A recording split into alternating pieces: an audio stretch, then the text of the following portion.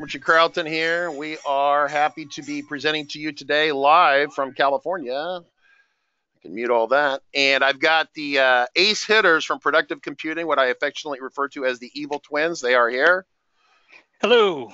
Evil twins are on the job. So they are in Southern California. I'm kind of in Northern California. We're bringing this webinar to you because it's really, in my opinion, the hot item for the FileMaker 17 release. I mean, there's lots of little nice to have things in there, but this is the one piece of the release that probably changes the product line. So real quick, who are we? We're RCC. We're the folks that do all the training videos for the FileMaker platform. We have books in market, etc. We also have the new FileMaker 17 platform video course. It's about 55 hours. We also have a complete bundle for those of you who have been wanting to know about this. The real quick slide about what you can get if you want. This webinar is about stuff that's basically, for the most part, largely free. But if you're interested in getting a complete training bundle that includes FileMaker Pro Advanced, right, and includes the starting point enhanced and all the video courses, we have a one-time or limited time offering for $199. And I've been told that's the at this point the cheapest way to get into FileMaker 17 for a single user. Now, moving along to our ace hitters here, the real stars of the show today, the folks at Productive Computing. So I want to welcome Keith and Mark. Say hi, guys. Hey, Mark here on camera. Keith is behind the scenes on his headset. That's right. So these guys have been around a long time. They have a great consultancy down in the Southern California, San Diego region. They actually do a lot of finished good product. You guys have a lot of products and plugins and things. Why don't you tell us about that real quick? Sure. Yeah, we have a ton of plugins. We've been around since 1996, so that adds up. Our first plugin was in 1998. It was Change Printer, and it was because FileMaker didn't have the ability to automate the changing of printers, so that's where it all started. And we did it for a customer, and then the rest is history. So now we have plugins that do a variety of things. Our biggest sellers are the FMBooks connector for the desktop version of QuickBooks, so we can connect FileMaker and QuickBooks. We also have some plugins that work with Microsoft Outlook and Exchange. Some are server-side, some are based on working directly with Outlook. So those are also very important products and plugins for the industry. We have other plugins that work with PDF automation. We have utility plugins. We have a biometric plugin, which I think RCC knows about. We also have eSign. You can take a signature on a signature pad and bind that with data in FileMaker. So just a wide variety of plugins. Then we have solutions as well. Not unlike Richard Carlton has a CRM. We have a CRM. Ours is not free necessarily, but it also talks directly to QuickBooks and does a bunch of advanced things. So we have a Core 4 and a Core 5, which are, one of those is positioned here on Richard's slide. And then our newest thing is Productive Computing University, which is, we'll be spending a little time talking about that later on in the webinar. And this is a really awesome offering that is new for us. It's basically, we're going to be teaching people how to use our products in a really comprehensive way. So if you really want to learn how to work with QuickBooks and FileMaker, for example, we have a course. In fact, Richard has presented here a coupon. If you look at the bottom right hand of that slide, there's a coupon code, and we're offering 50% off that course, which is normally $99 a year. It's a subscription course. We can provide 50% off through Sunday of this weekend for just those people who are attending this webinar, and it'll only be good for that time frame. Besides that, and Richard will talk about this too, I'm sure, we have the university free courses, which we have a total of 3 actually as of this morning. We just added another free one this morning. So the main one is the FM Data Migrator Assistant. That's what we're going to be talking about today. And then we have another one for the server management tool. So we've actually cracked open the API for FileMaker Server 17, and we have a tool that works in a really cool way for that. And then we have a third course, which is basically all our best YouTube videos. We've got 9 videos out there. We made a course just to present our videos for YouTube and give people some other links and stuff. So lots of exciting stuff. And of course, because we're QuickBooks associated, we can sell licensing for QuickBooks and FileMaker and all that good stuff. So that's pretty much Productive Computing in a nutshell. Now, I know I don't want to go on too much longer, but our main revenue source is custom development. After I've said all of that, we're still, and I think That's not uncommon, and if you do products in the FileMaker world, that you still at the end of the day sell a lot of consultation, professional design services, and custom development for new and old systems. Cool. Yeah. So that's Productive, and the reason they're here is because they have done some really neat, amazing things for the FileMaker platform, and specifically the thing they've done today is kind of a free thing, and I always like free. We talked about this a couple weeks ago. Everyone likes the smell of free software in the morning, right? So yes, and so that's what this is largely about. But it's not just free; it's super critical. So let's talk about this a little bit. I'm going to dive into kind of an overview here. So before we get going, though, this slide reminds me that if you're going to be out in the Dallas, Texas area in the first part of August, come and see myself, come see 360 Works, and also Productive Computing, the two vendors that we talk to. We'll be actually hanging out with these people quite a bit. So Productive is going to have a booth there. Some of the other vendors are there. 360 is another vendor we like a lot. And so these guys are really great universally across the board. I promote organizations and companies that do a great job, really great job, and they bring substantial value to the community, and so that's why we're having this conversation today. So they will be there in force, hopefully not drinking too much, but you never know at these events, people can get a little sloshy sometimes. So are we ready to start into this? Yes, everyone smiles, good to go? Right on. So what I'm going to do is I'm going to spend a couple minutes in outlining kind of the case for the data migration tool. The data migration tool is a new piece of software that came out of FileMaker with the 17 release. And what it does is it moves data from point A to point B. And let me explain to you what I'm talking about. The idea is that if you have a FileMaker solution that your users are using, and they're using it and adding data and editing data to it, and what ends up happening is that they will want to upgrade to a new version. And frequently, a developer will be working on an offline copy, adding capabilities, adding reports, adding layouts, fixing bugs. And of course, historically in the FileMaker platform, there's never been an easy way to migrate the data forward from the live file, which has the older features, to the new file, which has newer features. And so the idea is that FileMaker came out with a data migration tool. And previously, you had to run a series of import commands. For those of you familiar with this process, it would be import this table, then import this table, then import this table, hope all the alignment works correctly, which you're crossing your fingers on, and then reset the serial numbers and all this sort of thing. And it takes a long time to do this. I mean, like hours and hours and hours, and that's assuming it works, right? The first time you aligned everything perfectly. If it's something's off, like one field is misaligned, then you can start all over kind of stuff. So it's not good. It's been this way for a long time, but it's been kind of, frankly, one of the Achilles heels of the FileMaker platform. This Achilles heel is starting to go away. It's going away. It's really great. FileMaker is very focused on making improvements on how people can deploy easily, updates, deploy new versions of their custom apps. So that's what this is all about. And so the idea is that the data migration tool takes the source data on one side. It takes the new file that you've been working on, the schema. So it's like the structure and the schema on this development site over here, and it brings them together and it kicks out a new file, right? It's really an important piece to understand. In fact, it's so awesome and so amazing. Some of us are like, hey, we've been waiting for this. Where's this been? Where have you been my entire life, right? And so that's what this webinar is about. And so understand from our perspective, and really FileMaker has worked to identify some of these kinds of people, but really in the FileMaker community, if you're part of this webinar, you fall probably into one of these four slots. And so we have, of course, business owners who really, they don't even care so much that it's FileMaker, other than the fact that they get a high return on investment for their money that they put in. If they put $1 into development, they're going to get $4 or $5 of efficiency back out or more.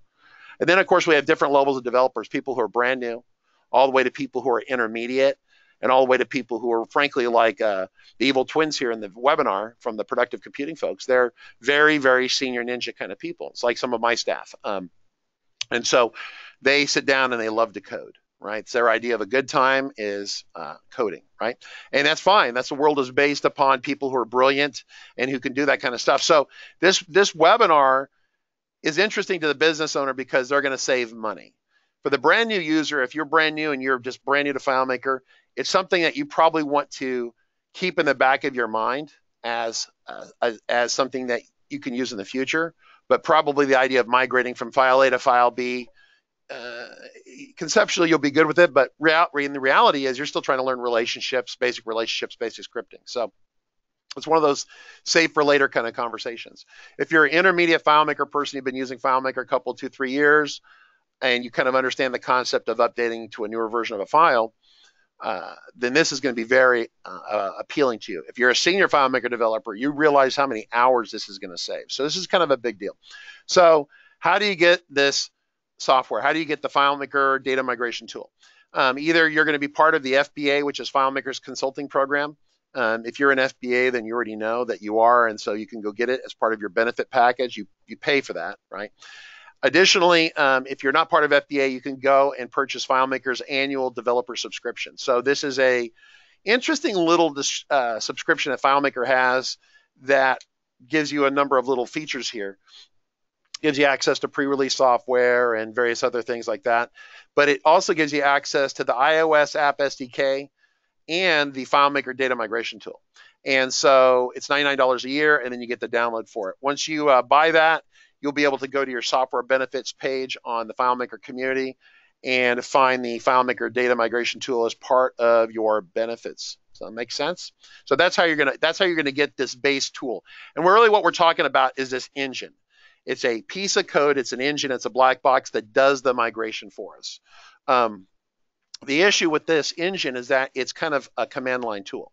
It's not very graphical, it's not very, frankly, friendly to most normal people. We had a webinar 2 weeks ago, we talked about this. I said, well, setting up the command line doing this is difficult. And I had a couple people who were obviously that ninja developer, the person on the right, saying, oh, it's easy for us, right? Except that the webinar is not just about the top 2% in the FileMaker community. It's about everyone in the FileMaker community, including people who are not going to be comfortable with the command line. So it was an interesting conversation. The gentleman was right, obviously, and I had a chat with one of my senior engineers last night, and I was trying to make sure in their mind they understood that their audience they were talking to, because they start thinking like coders, and then they go into meetings where they talk to what I call normal humans, and they have to remember that things that they enjoy or things that they know how to do are things that the rest of the world generally it doesn't either care about or doesn't want to learn. And for a lot of people, that's the command line. They don't want to learn it. It's something different and foreign to them. And as a result, there's going to be some friction with this, right? Now, I have actually gone through and learned how to do it, but what's cool about this is that, and why this whole webinar exists today, is to, one, show you, make the case for this, but then show you what we're calling a wrapper app. A wrapper app is an application that wraps around this command line tool and makes it beautiful, pretty, and easy to use. And that's what Productive Computing has done. They brought a fantastic wrapper application that makes this much simpler to manage. And so when we get to that part of the demo, we're going to kick it over to the evil twins and have them show this off. It's great stuff. So real quick, let's go through the process. So of course, these are the evil twins. They were using jetpacks to levitate in the air. They are, it's quite funny. If someone asked me how the hell they were that taller than I was, and I said it was a Harry Potter swish and flick thing with the wand. Yeah, we had people asking us the same question, knowing full well what the story was. Quite funny. All right, so these guys are awesome, to be clear about it. They're pretty modest about it, which is great, but at the same time, they're providing a very important tool. So let me make the case for this tool. Let me explain to you what it does. And then once we kind of get through this, it'll take us about 5-10 minutes to go through this. So one thing to understand under the hood is that as you define fields, you define layouts and tables. Every object in FileMaker has a hidden ID number. And it's very important that you understand this. So it has like a field has a name like first name. That first name field will have a hidden number that you don't see as a general rule. Unless you're a super secret ninja developer, you can find the ID number. But as a general rule, for 95% of the people in this webinar, you're never going to see that ID. But you need to know it's there. If you change the name of an object, the ID doesn't change. It's kind of like, You know, for the most part, if you buy a car and sell a car, you don't normally get a new license plate for the car, generally. What they do is they just change the name, who owns the car, but the ID of the car, the license of the car generally stays the same. That's how this works. That's how FileMaker works inside. If you ever wondered how you could change the name of a script and then everything that was connected to it was still connected to it somehow magically, that's how this works. So FileMaker internally runs everything, tracks everything on ID numbers. It doesn't really do it with the name. That way you can change the name and it doesn't break anything, which is really quite cool. So what the data migration tool does is it basically is going to take all the data out of the older file and move it over to a clone of the new development file. A clone is a stripped down version of the file with no data in it. So this file over here has all the data from your users. You're going to shut it down off the server. You're going to bring it down locally to a machine that you're on. Then you're going to take this a clone of the new version of the file. So there's no data in here. There's maybe gigabytes of data over here. And we're going to run it through this tool, and it's going to kick out a new migrated tool. The way it works is basically, FileMaker, in attempting to move the data over, it's something I refer to frequently as missile lock. It's trying to fly through the air and get missile lock on the other guy, right? And so if you're a fighter jet guy or a pilot or something, those of you know who I am, a pilot. And so for me, it's an easy concept. But basically, the migration tool is trying to get a missile lock from the data file to the new clone to line up the fields for us automatically. And it's really smart about doing this. It's really quite good. So the first thing it does is it decides that there's a lock on if the name matches and the ID matches. Makes sense if you have in the source file, you have a first name field and it has an ID of whatever, and it goes to the new clone file, it finds the same name with the same ID, it knows that that's a good lock on and it will move the data for us in that case. The second lock on is interesting because what it does is say that you delete a field or create a new field and they both are first name, but at the time you delete the field and recreate first name, say you delete it in the clone of this development file and you create it, or however you come to the point where you've deleted the original, the ID changes. So if you delete a field and add it back in, it gets a new ID number, right? And so what it does, it says, well, I couldn't lock on before the other way, right? Now it's going to lock on just using the name, right? Makes sense. The last lock on, in fact, so this is what you can see right here. So it's locking on by the name, even with the table name, but the internal hidden IDs are different. So that's the second lock. The last lock, and it actually operates in this order. So 1, 2, 3. This is the order in which it does this. Is it does that ID lock based upon the ID only. And what's interesting about this is that, say for example, you change the name of a field or you change the name of a table. People are always changing the names of things, right? Because they figure out it has a better or more descriptive name. And what it does is that it doesn't get a match on the name because that's what you see right here. It's invoices on the left side. On the right side, it becomes orders. Say, oh, we don't have invoices in this company. We have orders, right? So as a result, we have a situation where it's going to just come across based upon ID. This to me is super awesome, this piece right here, because it means that you can change the names on the new development file and it's still going to bring the data over. So awesome, awesome, awesome technology. So this is a copy of FM Starting Point. It has a ton of data in it, right? 127,000 records. It's about 750 megabytes, which is a decent sized file. And then what we need to do is we need to have a clone of the file, right? And so what we would do is we would go into the file and we would say save a clone. You're going to make a fresh clone. So you go save as, or correction, save a copy as, and you're going to specify down here at the bottom a clone, right? And so I'm going to save that onto the desktop. Hit save. And so what this is over here, I can open it for you real quick. I'm going to duplicate it real quick. I'm going to show it to you. This is, I have to put my admin password in. It's 1, 2, 3, 4, very complicated. So this is a clone of the file. There's no data in it. It's only structure. It's layouts, fields, relationships, scripts, no data from browse mode. Does that make sense? So if I go to define fields here, I look at tables. These are all zeros here. All zeros, right? And of course, in the process of me opening it, the startup script already added a record in here, right here. And so what ends up happening is that if you create a clone, as a new terminology for you, it's called a fresh clone. And so we have the 2 new terminology items for you today. It's wrapper app, which is an app that wraps around this engine, and then a fresh clone. A clone file is one where people have saved it and it's empty. If you open it and then you close it, most people still think of it as a clone, but it's not really a fresh clone. To run it through this process, it has to be fresh. So if you open it and then try to run this process against the file you just opened, it's tainted. It's not fresh. It's like an old salad that's been in the fridge for 3 weeks. It's probably not good anymore. And so you have to toss that one out and you have to use the fresh clone. So what I'm going to go ahead and do is I'm going to go ahead and close this. And what we're going to do is go through a basic demo with the command line and just a couple more minutes here to make the case, because it's important that you see how FileMaker gives you the tool and how it works. So this is when you download the data migration tool, this little black box is it. And you double click it, if it'll come up here, it brings up the list of available commands. So it's bringing up this command line, this terminal environment, so we have to do commands to put this in. Once again, if you're a very senior developer, maybe you're comfortable with this, but 95% of the FileMaker community is not going to want to deal with this. But just for the moment, let's deal with it. So I have a demo here, and what I've actually done is previously, it's like one of those baking shows where you're making the cake for you on TV, and then magically, you don't have time to wait for an hour for it to bake. They have it pre-baked, so it's done already. So what I've done is I worked out what the command line codes to make this work were. And what it is, it's a combination of these commands right here. So if I can zoom in on this a little bit, you can see this.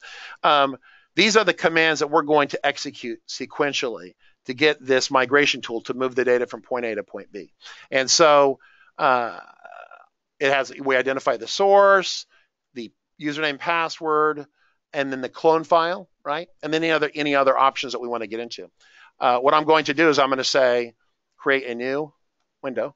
And so now it's got my little cursor right here. So if I start typing my command, right, we can run a command. Of course, if you don't type it exactly perfect, every character exactly perfect, it doesn't work. So what I've got over here is I have a piece of pre-baked cake or something we have in the oven. I'm going to copy it. I'm going to come over here. I'm going to go ahead and zoom in some more here so we can all see this. I'm going to paste this command in here. And what I want to do is I want to make sure that everything matches up. So what I'm going to do is I'm going to look over here. This is the source file. What I'm going to do is I'm going to get rid of these old demos here. And so we have the source file, the production file. Here's the clone. If I open it, it's tainted. We'll have to start all over again. Now we have to check the path name here, make sure this is all lined up. So there's the source file. It's called FMSP English. That looks good. There's the username, password. The clone file has this exact name right here. Now notice right here, there's an underscore there, but there's no underscore there. This will fail.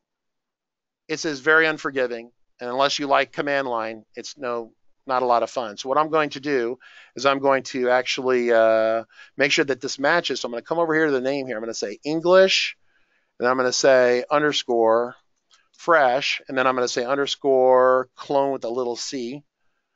And so it's all ready to go. So when I hit the return key, it's going to create a new file by basically merging these together at high speed. If you're doing import commands on a gigabyte of data, it'd be hours for this to complete. So I'm going to go ahead and hit the return key here. And it's running. It's doing it.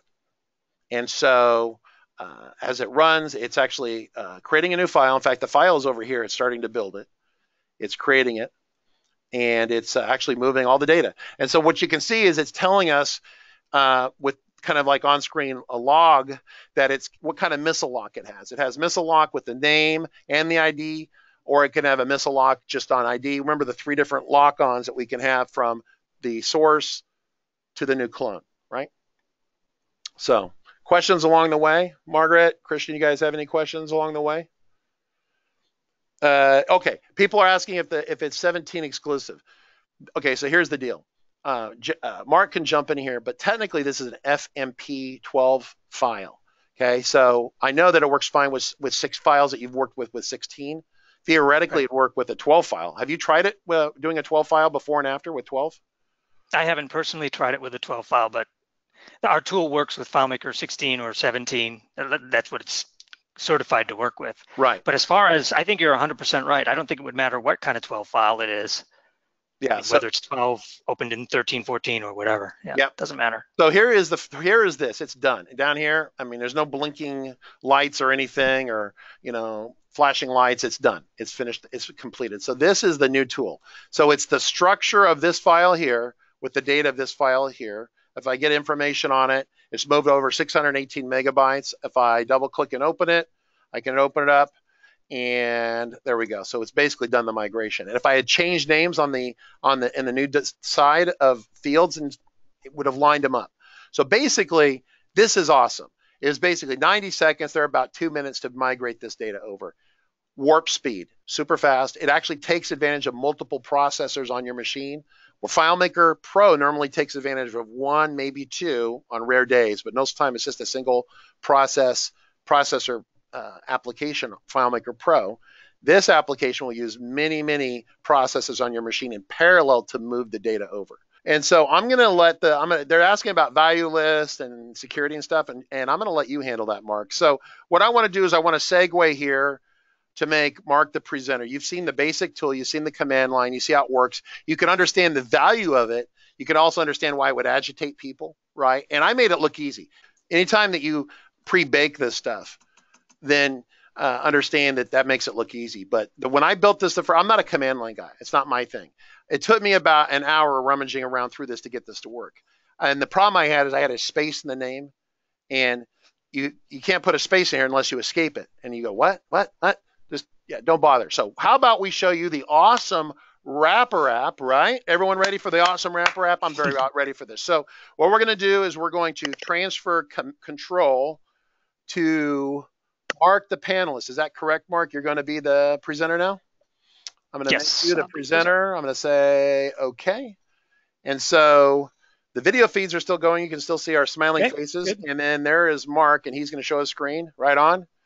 And I'm going to see a blue screen. Yeah, we do. It's awesome. You're live on TV. So now, if anything weird or funky happens, then we're going to hold up, like a scorecard, right? It's like the Olympics from the old time. We have the East German judge. East German judge only gives you a 7.5 for that effort. So, yeah. So I'll be quiet to a point. That's okay. And then after that, we'll have to say you can heckle.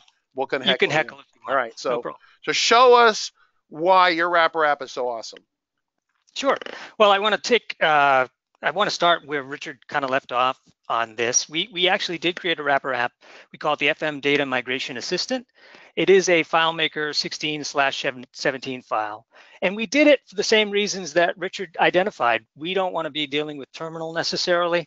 I mean, even if you knew, or even if you know terminal real well and you're a good typist, you still have to deal with, the path situation, the syntax, and then just having all those options, they're not really at the ready. You have to bring up the help file and kind of look at all that at the same time. That doesn't even take into account if you have multiple files. Now you've got to deal with this over and over and over again. Let's say you have a 10-file solution that you're trying to migrate, often. So we created a tool, and we wanted to just release that to the community really at no charge, because we think it's something everyone should have. So we call it the FM Data Migration Assistant. It's really simple. I'll show you under the hood maybe if we have time in a minute. But just the basics of it is you create a new, basically a portal record here. And you can see I have all kinds of options. I have the source information on the left side, and then I have the clone information on the right side. So I'm going to take you on a very simple migration, and then we're going to get it more and more complex so you can see some of the power once you have an interface like this. All right, so first I'll take a core 4, no, let me do a core 5, because that's a smaller file. And I'm also going to add a little bit of complexity here too, because some of these files that you might migrate have externally contained external containers. And this is such a case today. I have the core 5 with my external containers here, and this is all linked up. So if I open up the core 5 here real quick, and like Richard, I have some simple passwords. I think I'm using admin.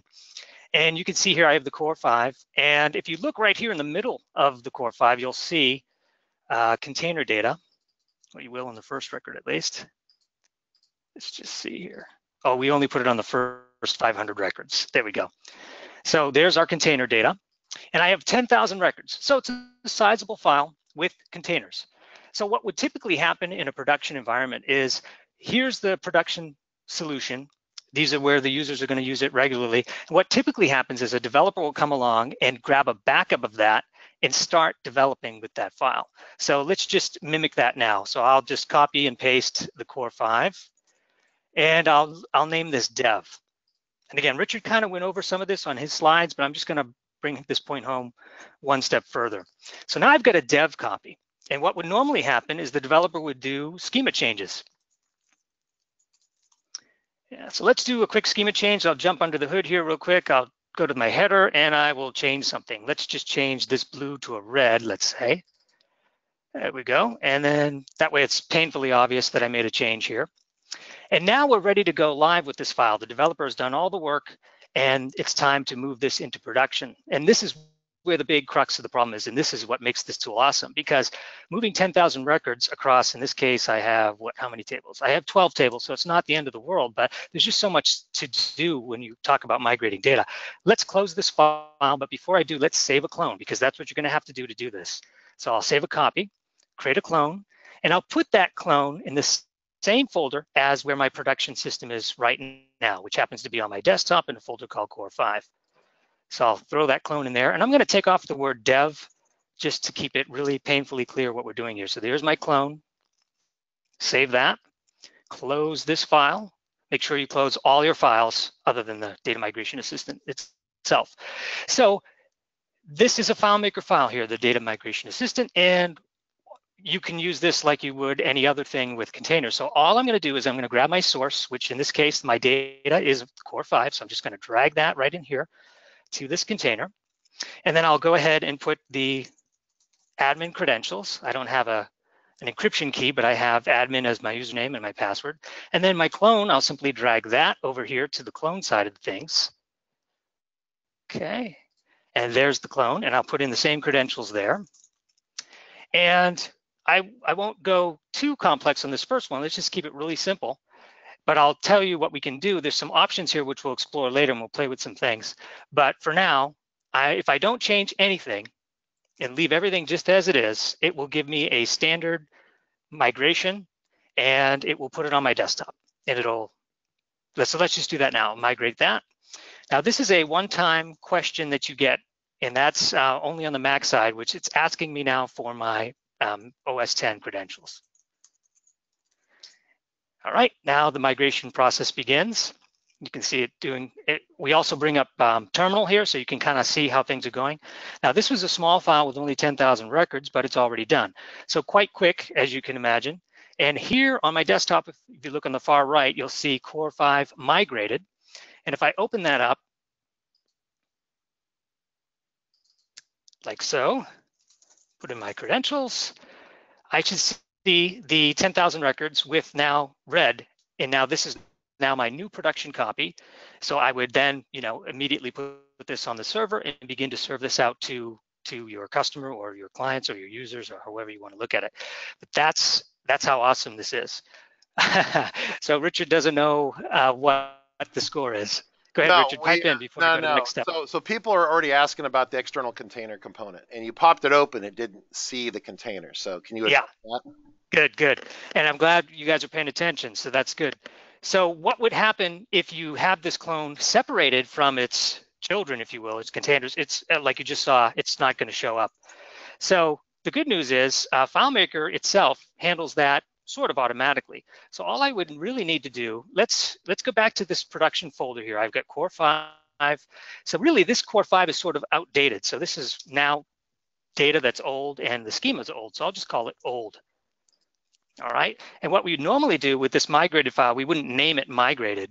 That's just a placeholder for now. So we would actually just change this to the original name. And the name doesn't really matter to make the containers work, but to prove a point, I'll now simply drag that Core 5, the completed file we just did, into its same relative path to those containers, open it up, and there she be.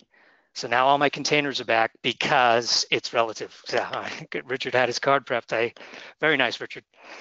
All right, so that is awesome. So now we've talked about containers, we've talked about drag and drop, we've talked about one click, we've talked about moving data. If we have time, let's take this to the next level. Let's take a meaty system, something that's much bigger. So I'll go ahead and delete this file. And I'll put Core 4 or 5 for I'll put core 5 away and take out core 4. And I happen to have here a very big boy file. Let's take a look at this big boy file. Credentials showed up over here. So let me bring them back so you guys can see. I think this is admin. So I have here a database with 1 million records, 1,060,000 to be exact. And Richard, we should ask them to put commas in here because it drives me crazy that there's no commas up here. Yeah, that's a, yeah. Anyway, so and just as a point of curiosity, it's not often that we come across databases that have 1 million records, and perhaps you don't either, but it's interesting to see that FileMaker, even with 1 million records, you see me flying through these records, and if I did a search for, let's just say, tests or let's say Mark, those I brought up 1,501 records in less than a second. So for those of you wondering, hey, how does FileMaker handle 1 million records? I thought this would be just a quick aside. So I've got 1 million records in here. I'm just going to quickly save a clone. And I won't go through the effort of duplicating this and making a change because you've already seen that. So I'll just call it clone and I'll put it here back. Let's see, I want to put that clone back in my core 4 folder. So let's do that real quick. Here we go. All right, clone, save as. There was already one in there, but I want to make sure it's a fresh clone. And Richard, yeah, there you go. That's very important to have a fresh clone. Exactly. So you don't want to open that up because if you do, the whole process unwinds pretty fast. All right, so I have a core 4 and a core 4 clone. Let me get rid of this migrated. I was doing some testing. Now I want to draw your attention to one important thing here. Notice that my core 4 is 1.81 gigabytes. That's not necessarily a small file, but that's kind of what you'd expect with 1 million records in a file of that size. There's also over 52 tables in the core 4. So it is a meaty system. But right now it's only 17 megs as a clone with just the schema. So let's go ahead and migrate that. Now, Richard, I'm going to show you something, a special surprise here today, because I know you've been using our tool and you have grown accustomed to dragging and dropping. And we've built it a little better now. We have it so that that's a 1.8 gig file. You don't want to drag that into the container and store all that here. Yeah. Just do a click like this and grab it this way and it'll be instant. It'll get in there because why store the whole file when you can store just a reference? So that's a little aside there, a little bonus for Richard. Then we have here the clone, so let's do that. All right, and of course I have to put my credentials in, so let's do that real quick. All right, and let's just say, let's do one other option here, which is, I'm going to run this in verbose mode. I didn't show you this, but you can run it in quiet mode, verbose mode, or what we call standard mode. And this gives you different output on the actual terminal. Okay, I think I have everything in place. Let me do one other thing. This time I'm going to tell it, instead of defaulting to the desktop, I'm going to actually tell it to go back to this folder.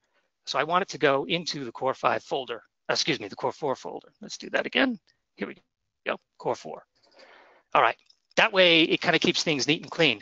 So imagine for a second you had multiple files here. You can dictate where the files go and sort of organize your whole space. In fact, because this file is open, you could program your own workflow for whatever migration you might want to do in the future. All right, I think we're ready to go. Let's hit migrate. Here's my OS password. All right. Now, this is going to take a little longer because it's much larger. Now, this little screen here is us just telling you that we sent the commands to the tool, and now the tool has control over the situation. And we'll kind of vamp a little bit while this happens. Yeah, we have a couple questions that have come up. I want to answer some of these. So first question is FileMaker Pro Advanced required? And of course, that's actually an interesting question. No, it's not required, but starting with FileMaker 17, FileMaker Pro Advanced is the only version of Pro that exists. So if you're a 16 or 15 person, obviously you could have Pro or Pro Advanced. Starting with 17, all the Mac and Windows clients are Pro Advanced. FileMaker kind of discontinued just the basic Pro. So right. And then let's see, they had another question here.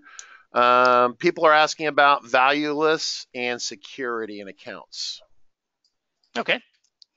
Well, and the best way to learn about this, there's a pretty interesting help file that actually has been written about the migration tool, and it exists online. Let me just bring that up because then I can read you the real McCoy here. So I have it right here, and I'll blow this up while we wait. This migration tool, that last migration I did shouldn't take much more than a minute, so that's good. But if you want to look at how it handles value lists, you have some choices here. And essentially, let me blow this up so you guys can see. You can choose to ignore the value lists. So in other words, you can choose to use the value list from the source file or the clone. You get a choice. And if you don't specify one way or the other, I think the default is the value list will come from the source. That's correct.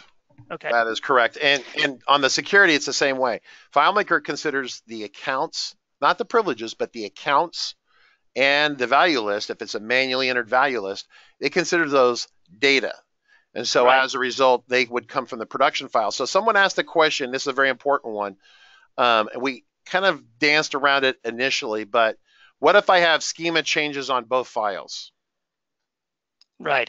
Well, Richard did address that in the form of fields. So he had a field named one way on one file in the source, then he renamed it on the the destination or the clone file, or the one he made the clone from, I should say, with a different name. But because he didn't delete it, those internal IDs were, as he called it, what would you call it, lock and load? Yeah, missile lock, right? We have missile locked, right. Right, and there's a pecking order for that, and I think that's actually specified here in the help as well. Yep. Yeah. Somewhere. The question comes up sometimes. People have made added reports. So what they've got is they've got a file that's live. They're adding data to it. Someone adds a report or capability to it. Meanwhile, you have another file that a developer is working on, and they've added new reports and fixes. Yeah. And so people are asking us how to reconcile the schema. This tool doesn't really do that, right? Yeah. So, but FileMaker at least. So in a strategic sense, I can speak to this in a limited sort of way because FileMaker has made public statements about this. They are very interested in promoting and pushing improvements in this area of deploying a tool, a custom app, migrating a custom app, upgrade or updatability of your custom app. And so this is kind of like their first step on the moon, shall we say. And the first step is this basic scenario of your schema's on one side, your data's on the other side, and you're willing to live with that restriction.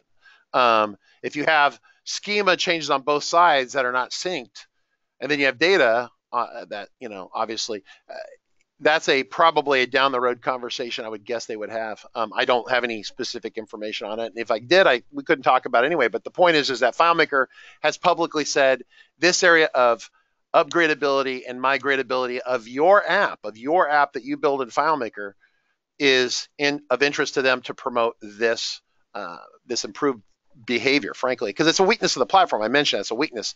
This is a huge step forward, and it's fast and it's smart, and then this graphical interface makes it easy to implement, right? So, but does it match or merge schema? No, it doesn't. So, right, yeah, that's a good point. If I could, we're done with our big migration, and here's a little pro tip for you. At the end of the verbose log, or even the regular log, you'll see a timestamp. If you go to the very beginning, which in this case is all the way at the top, you'll see the beginning timestamp. So you'll have an idea of how long that particular migration took. Was that 2 minutes? Right. Is that what that was? 2 minutes? So it was 11:41 and 50. So let's just say 11:42 to round up. Okay. And we ended at 11:43 and change. So 90 seconds. Okay, so tell us about the kind of computer you have, because it uses all the processors. So what do you have? Yeah. So I've got this got the iMac, the 27-inch iMac with a Core i7 at 4 gigahertz. Yeah. Well, that's a smoking fast box. How many processors on this one? Out of curiosity. So this one has so it's basically it's considered a quad core. It's probably 2 processors virtualized into 4 or to 8 rather.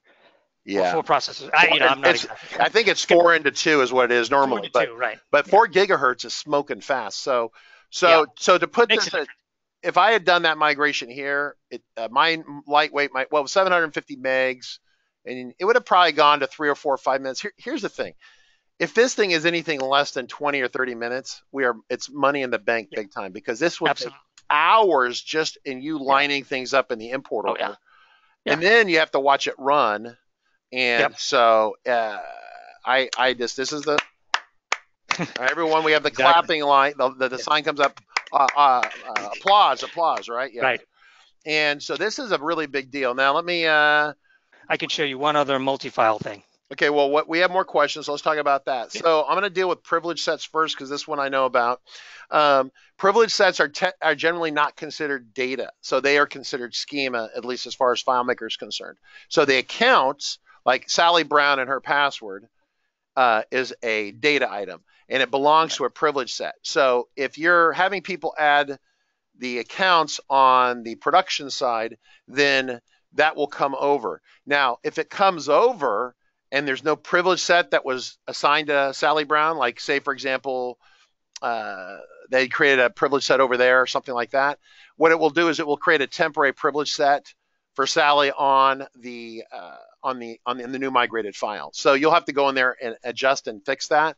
But what it does, it brings it over and it tries to lock on and put it on. Once again, the three lock-ons, right? Name and ID, name, or just the ID. And so it does that. Now the next one comes up.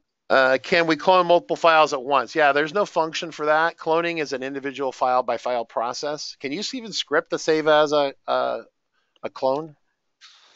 I think there's a save as script. I'm not sure if it can save as a clone.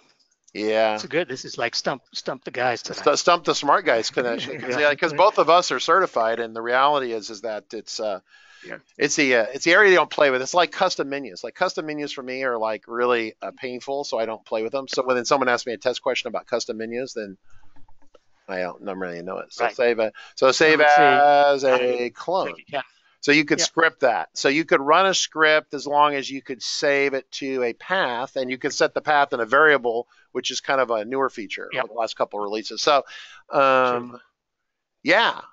So you could actually script all. Well, what kind of demo are you running here, Mark? You're supposed to be awesome. Yeah. So if you're a vertical market person, so some of you folks here, we got over 130 people here. If some of you are vertical market, you're building an app that you're reselling. For example, people I love in Sacramento, they're called Vet FM, and they make apps for vet clinics. This is the kind of stuff that they're all down there high on crack because they're in love with this thing. I guarantee. I haven't talked to them, but that's because they're all high. It solves for people who are doing vertical market apps. This solves so many problems. So in an ideal world, as part of your migration, you would want to script it. You'd want to script this process as much as possible, and you'd want to run through and save a clone as. Now, I'm not going to be fair about this, and once again, I promote a handful of really high-end companies. The folks at 360, this is a free tool, so this is free. It does a lot. The folks at 360 Works are making a kind of a wrapper app that we shot a video about, but it's a paid app. It's not free, but it does a lot more stuff, and it's specifically designed for vertical market people. You target the files, it makes the clones, it does all the importing, it really automates it to a high degree, but you're gonna have to pay for that. So once again, the wrapper app business is kind of an evolving marketplace. I really think there's a great place for the free tool, which what these guys have, and it's unlocked. And if you wanted them to teach you how to use it and to play with it, I'm sure you could hire them to do that. At the same time, if you want a wrapper app that talks to FileMaker server and downloads the files and makes the clones for you and then imports it and then it re-uploads it to multiple servers with one click, that's what the productive or the 360 tool does. So both these companies are great. And like I said, I always tell them I prefer they don't compete, so I don't have to like pick which parent I love more. Like which one might I love mommy more or I love daddy more, right? So I love both these guys and the companies, and they're great people, and they'll be at DevCon. And so this is, in this case, this is the free tool, which I will be using a lot. But if you start to do more elaborate migrations, then maybe spending a couple $1,000s or whatever it's going to be. I don't have a clue, but I'm sure it's not free, right? I mean, it's a paid product for them. So anyway, so I'm not taking that away, but you can take this tool and extend it. And this one's unlocked. So go to productivecomputing.com, go to their website. They have some videos that show you how to use it. Pretty straightforward tool, right? And if you want help with this and how to customize it to your needs, then you can pay them whatever their hourly rate is, and they'll be happy to help you with that. So what's your next demo here? Sure. I'm just going to do a quick multi-file demo and actually migrate 4 databases with 1 million records each simultaneously using the tool. Okay, so I was laughing, so I'm getting comments back. Apparently, the Vet FM folks, Eric Youngman and his the team down there, They apparently have baggies of crack. It says here we have heroin and crack, and we are high as beep on this new tool. So they love it. So, but the point is that this is a feature that I'm thrilled that FileMaker is prioritizing. And yeah, we could have used it, like a decade ago, right? But I am thrilled it's here now. So once again, the people at FileMaker, you get a 10 for giving us awesome tools, right? Yes. All right. So I've been trying to distract everyone while you're setting up your demo. Are you ready for your demo? Yes, I'm all set. Good. So what I did here is that you saw me, I added 4 records, or 4 portal row records, I guess you could call them. And I'm going to set these up to migrate to a brand new folder so you can kind of see, so I can kind of prove the point that this is simultaneous. Okay, here we go. Delete that. I'll call this hey, just migrated. For giggles, before you fire this thing off, show all your processors down there at the bottom with your activity monitor. I love watching them all go full speed. Okay, so you won't need to see the big screen, but you can see this guy here. So I haven't fired it off yet, but you can see. All right, so let's do that. Okay, so what I want to do is I want to direct each one of these to the migrated folder. So I'll just click Browse here and direct it to that. And the features you're seeing here were developed actually this morning based on an idea from someone who was a user of this and said, hey, what if you made each process its own unique terminal window? Could you do that? And we said, great idea, let's do that. And maybe we'll get some performance out of this thing on a multi-file solution. So that's what we're about to see here if we can do. All right. So we're hoping this works. Is that what's happening here? Yeah, essentially. It's okay. I like to fly without a net most days. Ask any of my staff, they'll tell you. Okay, so I've got admin, great. And basically, and just to show you what I've got here, I've called it Core 4 Multi. So I've got a 1.8 right next to a 17 meg and so forth. So basically the same thing you saw, but we're just trying to do 4 at a time. So I think we're good to go. Let's just see what options I have selected. Verbose mode. Yeah, that's fine. I'll leave it verbose mode and let the thing fly around. All right, I think we're ready to go. It's going to ask me for my password. This is one you don't want to get wrong because you get prompted quite a bit if you do. Okay, so you can see here. Now, this happened earlier this morning, so I was kind of prepared. Well, I guess it's working. All right, so let's take a look. In my migrated folder, you see 4 files are now created and prepped. They're all 17.8 meg, but this sucker is hunking down right now. Let's take a look at the processor and see what we got. Yeah. Yeah, it's basically using them all in. It's funny because it's here they are right here. Yeah. See, each one is running as its own little thing. So really, this is sort of like running 4 simultaneous apps at the same time, multi-threaded on your Mac in this case. So it's very cool. Well, what's nice about this is if you actually do have several files in the gigabyte range and you need to do this migration, a tool like this makes it a lot easier to queue those up simultaneously. Yeah, and for those of you who don't have an SSD drive, solid state drive, please get one. This will, you will notice a massive performance drop off if you're using the old style spinning drives. So yeah, this is multi-pro. I mean, historically, FileMaker Pro has never really used multiple cores, largely because it's kind of has a one-track mind. It thinks very linearly, right? And so it's hard to multi-thread that. FileMaker Server is multi-threaded, does multiple processors. Correct. But this one here is using, it's like a lot of times I don't go and buy a lot of multi-processor machines because what are we going to do with them? But most time they're sitting, drinking and smoking and not doing any work, right? So, oh, cool. Right. Look at this. Yeah, you can see here, if you look at this little number, I don't know if you guys can see that there. It's 2726. That's the RPM of the fans in the machine. I don't know if you can catch it, but she's starting to warm up. It's all of a sudden, she's lighting up now. She's getting hot.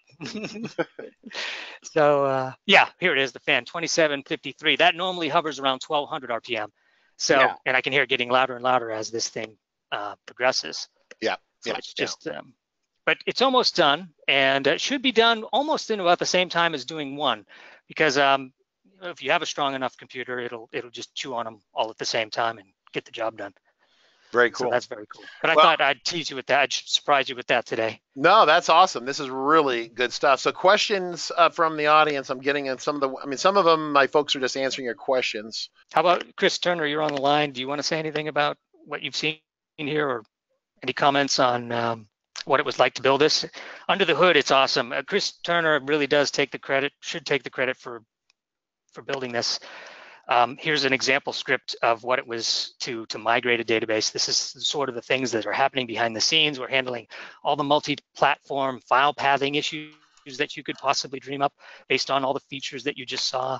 Okay. We actually take the tool, we migrate it and extract it and all kinds of stuff. So the tool itself is actually pretty straightforward. There's only like 4 tables and basic relationships, but the real magic is in the scripting.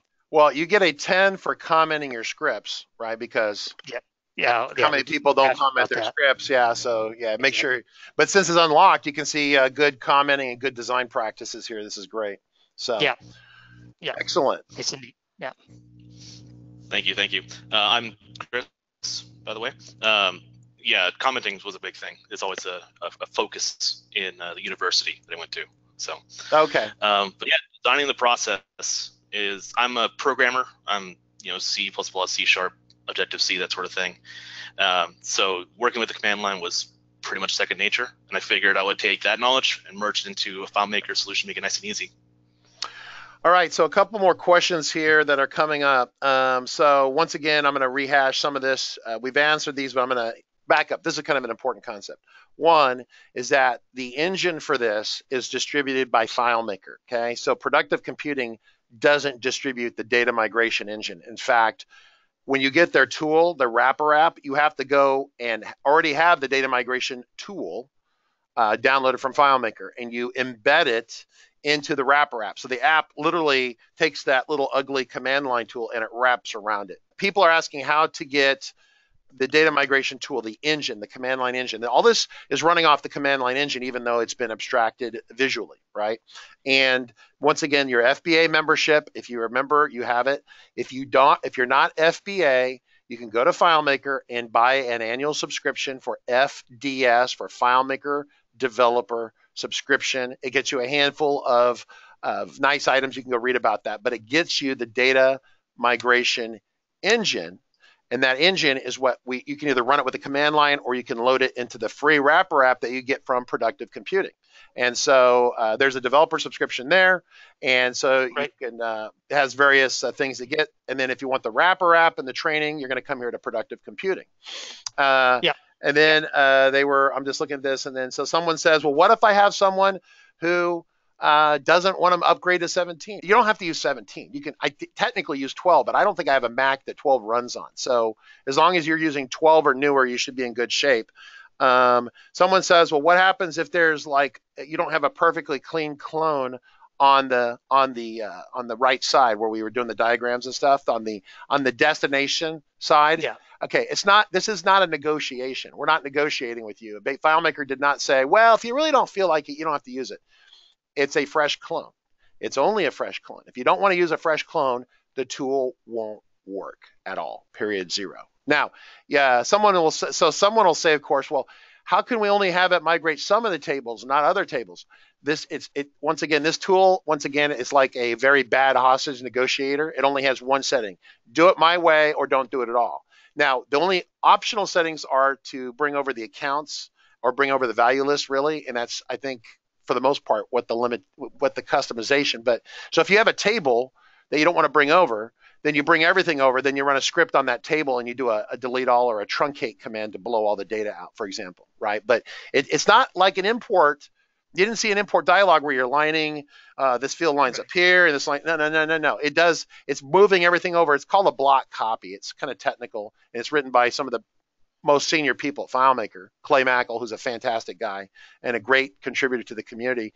He built this along with a little bit of help from some other folks, but it's very much a black box. You target the source file, you target your fresh clone, and it goes. There's no negotiation. So if you wanted to do more than that, then you need to prep the data in advance, or then clean the data after it's done, move data around if you want. But you can't realign. I really want this other field to go here, and that's not part of the deal. If you actually want that, then they have an import command now. You can just use that, right? But a lot of us hate the import command because it takes, literally I've lost all my hair here because of that damn import command and how long it takes. So I am a victim of slow code. And so this tool is fast code. It's so fast, it makes me nervous when it runs. So anyway, so I answered that question. Yeah, someone's asking questions about the different migration speeds this thing has. The technical document that Mark showed briefly, FileMaker has this document that effectively, if I were you, I would save it as a PDF and just leave it on your machine. But it's basically the under the hood document there. And it describes, if you go through it in detail, FileMaker will attempt to do the migration at the top possible speed. But if it gets to a point where it has to look at record data to make sure it's good or whatever the issues are, there's a couple issues in there, then it will slow down. And I remember during the conversation of when this tool they were getting ready to release it, initially it was called those speeds were called fast and slow. And I go, well, fast meant fast, probably the fastest thing ever. And slow was like, well, is slow, how is that compared to FileMaker Pro import command? Because I thought that was pretty slow. So is this slower than that? Well, they end up changing the naming on it. And so basically FileMaker has the top speed it does. It'll shift down to a slower speed if it runs into conditions where it's looking at the records. You can read about that. Once again, for most people, it won't matter. It changes the speed very little. I mean, okay, I add an extra minute or 2 minutes to the process. Okay. Right. So what? Considering we've come from hours and days, I'll get a coffee. I'll be back. No problem. And so for me, it's not much of a conversation, but okay. And then the last question here that's come up is the font matching question, right? Go ahead and what do you guys have on the font matching?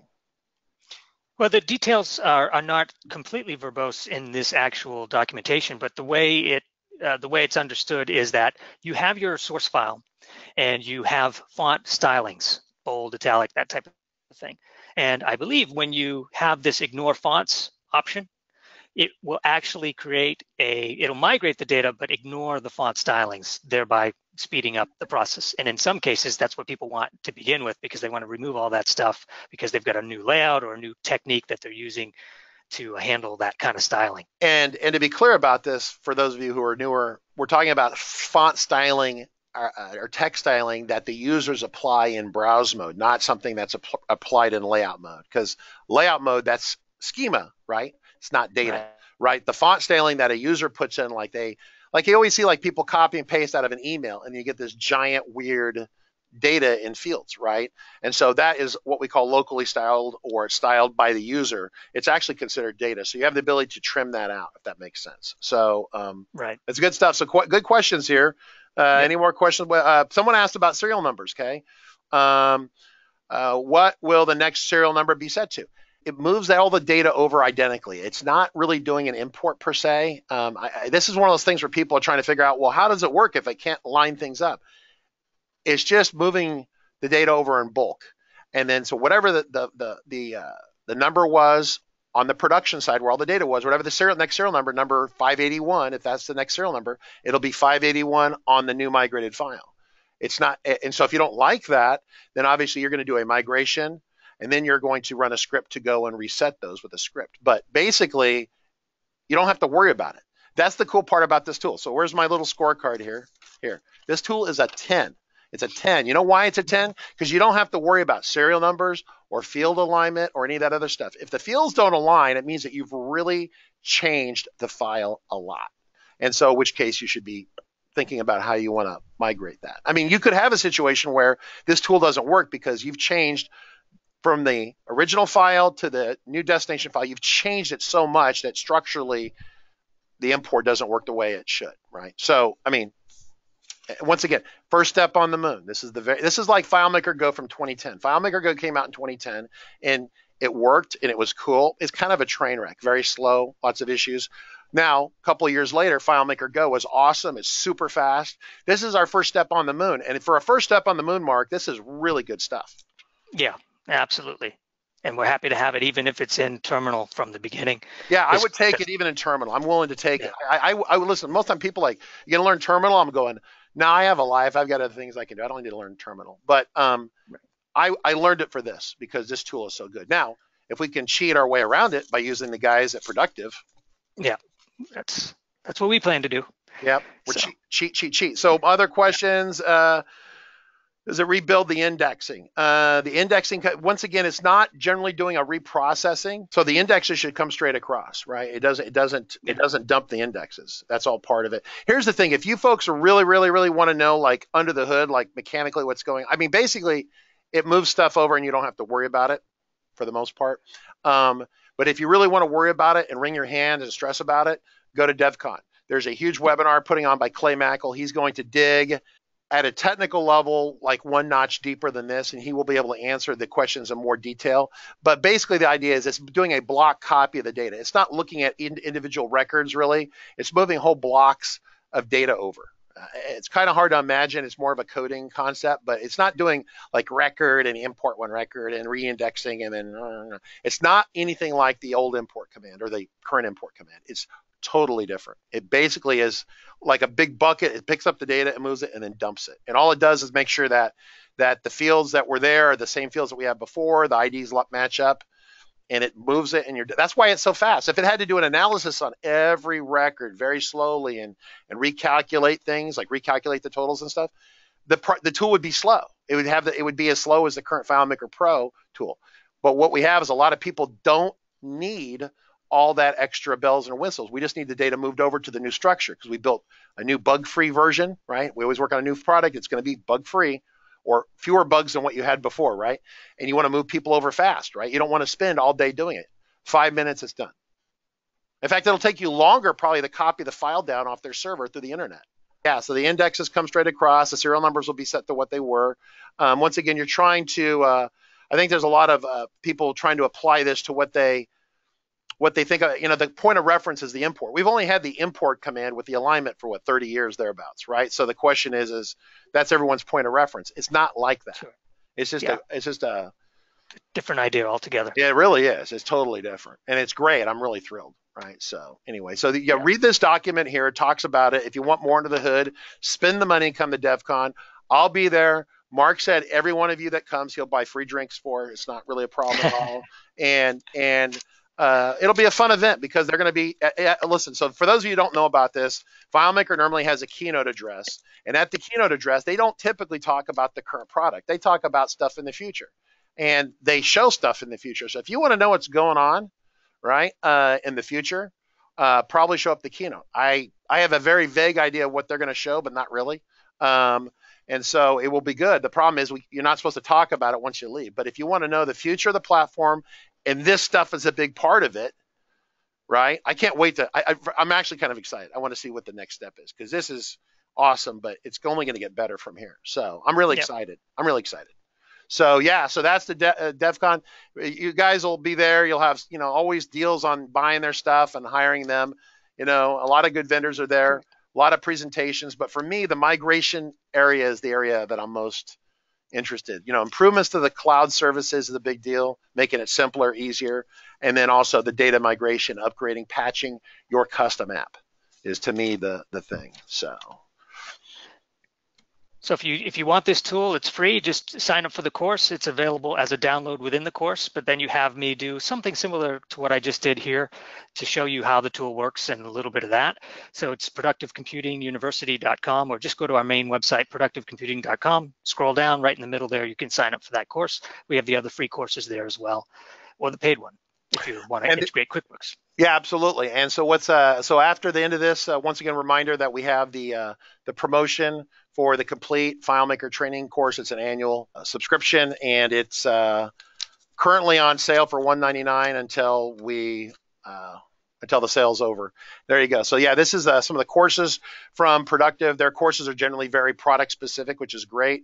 If you're looking for general FileMaker training, that's where my team comes in, and we've got a great 55-hour FileMaker 17 video course that I'm already getting comments about it. They love it. So that's good. Oh, that's great. That must have taken a while to do. So hats off to Richard. Yeah, we started it in December and all day and all night for 5 people for weeks, for months, and then it's done. So it's a lot of work. So, and we talk about this there, but if you want all the really super deep under the hood, get their training right here, which is the center course there is free, right? So the migration tool is free. So yeah, like I said, the nothing smells as good as free software in the morning. So if you have any additional questions, shoot it to us, RCC, support at RC Consulting, or the folks, what's your support email there, Mark?